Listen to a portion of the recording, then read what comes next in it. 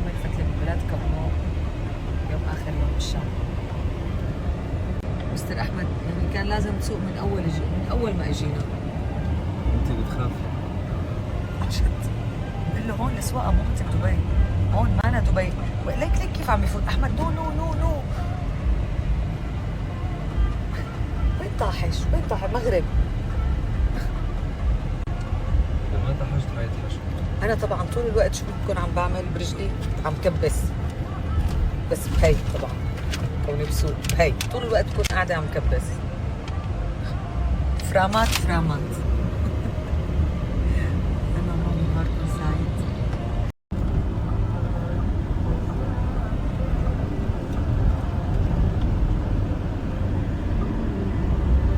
شوفي هناك فوق. قصر الشعب I think. هذا القصر صورته هذاك اليوم. هذا القصر. آخر شيء فوق. مثل جامع أو شيء.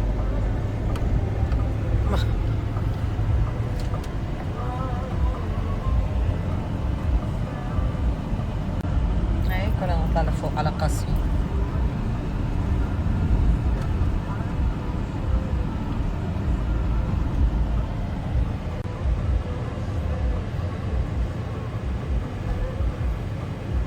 شو هاي؟ هي مشفى الشامي.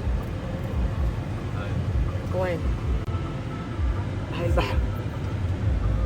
هدول المهاجرين حبيبي اسم المنطقة. هاي كلها المهاجرين تحت المالكي. اوكي. لا إذا بدك تضل وراها حينوس على الطلعة. أنت لاقي سيارة من الحديثين واطلع وراها. نوس.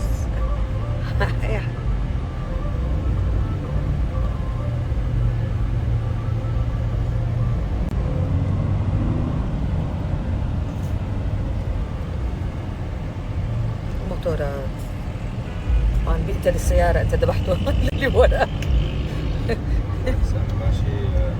أنت ماشي بس هو سيارتي أعمى سيارته فيها. حرام عليك. قصدك هي القبة. هذا تابع كله للجندي المجهول. جدي؟ المجهول. هاي بالحرب أيام الحرب من زمان عملوا نصب تذكاري لجنود اللي ماتوا بالحرب. أي حرب؟ يمكن ما مشان ما خربت، يمكن حرب يا 69 يا 72 أو 73 يا تشرين يلي قبلها. حرب كانت قائمة وأنتم المغاربة كنتوا مشاركين فيها معنا. مع إسرائيل؟ ضد إسرائيل. ضد إسرائيل، ضد الأزرق.